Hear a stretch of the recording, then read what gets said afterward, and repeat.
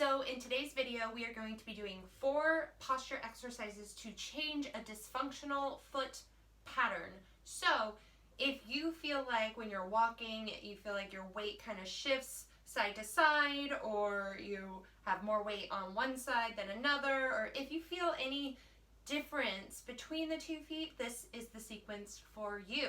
So we're going to start on our backs with legs stretched out long here. Pull your right leg into your chest, grab behind the hamstring here. Now this straight leg, you might be feeling a stretch in. I want you to make sure those left toes are facing the ceiling. They're not rotating out, they're facing the ceiling, but you don't have to actively pull your toes back here. You can relax your toes, but just make sure that they stay facing the ceiling. Grab on to behind that hamstring, and we are going to do some foot circles here. We're going to do 20 out, so 20 towards the outside of your body. Ready? 1, 2, 3, 4, 5, 6, 7, 8, 9, 10, 11, 12, 13, 14, 15, 16, 17, 18, 19, 20, and reverse to the midline of the body. 1, 2, 3, 4, 5, 6, 7, 8, 9, 10, 11, 12, 13, 14, 15, 16, 17, 18, 19, 20. Now we're going to do flexes and points. So pull your toes back and point your toes. Work into the toes here. 2, 3, 4, 5, 6, 7, 8, 9, 10, 11, 12, 13, 14, 15, 16, 17, 18, 19, 20. Excellent. Now go ahead and relax this leg down. Before we switch sides, I want to go over a few things of what this is doing for your body. So we are working on flexibility of the ankle and mobility of the ankle, as well as working the extension muscles of your leg and the flexing muscles of your legs. So the pointing and flexing, you might be feeling a lot of burning in your shin. You also might even feel this all the way up into your hip flexor. So just make sure when you bring this knee into your chest that you keep it in line with your left shoulder and you don't pull it towards the midline of the body. All right, ready for the second side? Let's go ahead. And we're going to go to the outside of the body again for 1, 2, 3, 4, 5, 6, 7, 8, 9, 10, 11, 12, 13, 14, 15, 16, 17, 18, 19, 20. Making sure that we keep our shin parallel with the ground and we don't start to go up or down as we start to get tired. Now going towards the midline of the body. Ready? 1, 2, 3, 4, 5, 6, 7, 8, 9, 10, 11, 12, 13, 14, 15, 16, 17, 18, 19, 20. Good. Making sure that that right leg toes still point straight up into the air. Ready for the flexes and points? Let's go. 1, 2, 3, 4, 5, 6, 7, 8, 9, 10. Are you feeling it? 11, 12, 13, 14, 15. Get into those toes. 17, 18, 19, 20. Great job. So this next one is called supine calf and hamstring stretch. So grab your yoga strap or whatever you use, and we're going to put it around the ball of our right toes. Ball of the foot. We're going to lay back, grab the long part of it, and you're going to straighten out that leg. Now pull your right toes back. Pull them back as hard as you can. I know that your shin's already on fire from that last one. Now we're going to lift the leg in line with our opposite knee. Keeping our toes pointed straight up. We're not letting it ever out to the side. And we're going to hold this for 1 minute. I have my timer set. So I want you to really pull those toes back, keeping them straight. And now I want you to relax your shoulders into the ground.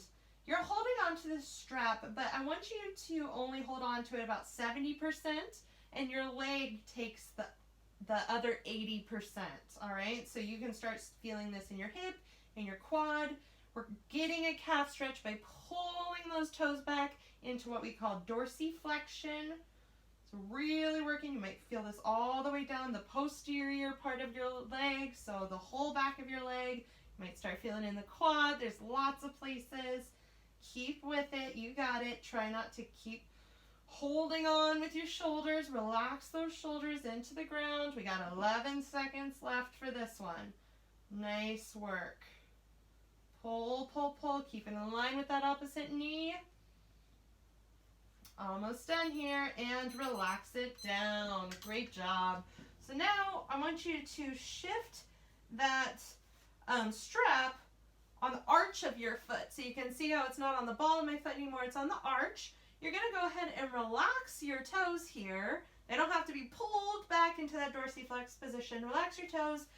You're going to bring that leg out straight again. And now we're going to lift to as high as we can, keeping those toes relaxed, keeping that knee locked out. So no bending of the knee. Quad is tight here. Keep that foot pointed straight, not starting to evert out. Nice and straight. And we're now going to get a stretch in our hamstring. All right? And don't worry about where your stretch is. It could honestly be right back down where your knee was. All right? Maybe it would help if I started the timer. So stretching here, really working to straighten out this leg. Quad is tight. You might feel some shaking. You might feel a really big stretch on the back of that leg. Remember, your toes aren't really doing much. They're relaxed. And your shoulders are relaxed. Feeling almost like you're pushing back with the knee, just to keep it nice and tight. Great job. Stay with it. We're over halfway there. Remember, we want those shakes. We want those leg muscles to do some work here. That's how we're going to solve that dysfunctional gait pattern. That's how we're going to solve the dysfunctional weighting of our feet. You got this. You can see how my leg is starting to shake a little bit. All right, relax it down. Great job. Now we're going to go ahead and switch.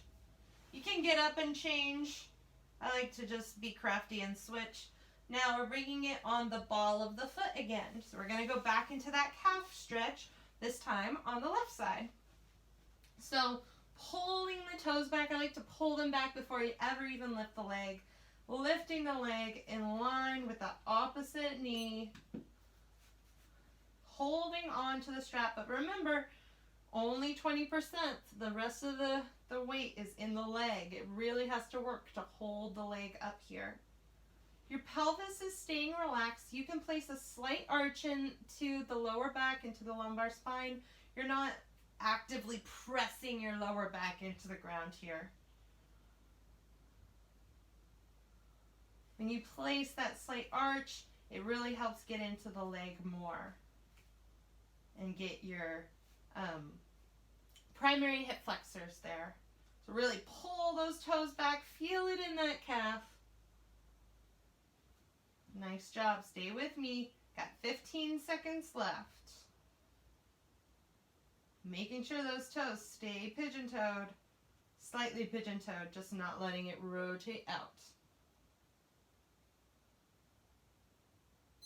And relax down. Nice job. Let's go ahead and shift the strap to the ball of the foot. Okay, relaxing the toes now. Quad is still tight. And we're gonna lift for that hamstring. Lift as high as you can, keeping that quad tight, keeping those toes relaxed. Note if this side feels different than the last side. This side feels easier. That's gonna be some disparity showing up in your body, some imbalances. So just being aware of that, because this is all about you being aware of what your body is telling you and what it's doing. Again, don't be a hero. You can always, if this is enough hamstring stretch for you, then that's great. If you can go way further than me, then that's great too. Just make sure, if you are going a lot further, that your quad is still tight, your foot is pointed straight, you're not trying to rotate out like that. That's not the stretch. We are keeping this in line. Straight lines, knee with your hip, with your shoulder, and shoulders relaxed. Few seconds left here. Excellent. Go ahead and relax it all the way down. So that was supine calf and hamstring stretch. Now for this third one, we are going to do static extension. Now there's two ways to do this. I'm going to show you the more advanced way that I want you to work up to, and then I'm going to show you the modification. All right? So grab your couch or ottoman, anything that's relatively sturdy, because we are going to be kneeling on this. I'm going to set this timer for 2 minutes. You can do this anywhere between 1 and 3 minutes. All right, so go ahead and kneel on your block. And we're going to walk the hands down to be in line with the shoulders. So note how my knees are directly under my hips. My shoulders are directly above my wrists. Now I'm going to walk my hand one hand length forward, shift my weight over my wrist here. Now I'm going to relax my stomach down, stick my tailbone up into the sky, drop my shoulder blades together here, and relax my head. And then I'm going to start the timer. Excellent. So I want you to make sure that your elbow pits are facing each other. You're not hyperextending through your elbows, and you're not letting your elbows bend. If there's some dysfunction in the shoulder, then it's very tempting for the elbows to bend. All right, keep those elbows straight. Now, what is this doing? How is this helping your dysfunctional gait pattern, dysfunctional foot loading? Well, this is helping reduce rotation out of the hips. So if one hip is rotated forward, it's going to make a chain reaction all the way down into the knee, into the ankle, into the foot. So this, by loading our hips and now getting an extended pelvis, extended thoracic back, we are reducing that rotation. It's also changing your shoulder position, and that's going to make that chain reaction all the way down into your foot loading as well. So about 1 minute in, stay strong here, keep those shoulder blades squeezed together, keep that pelvis relaxed forward, get that arch in your low back. Breathe through it.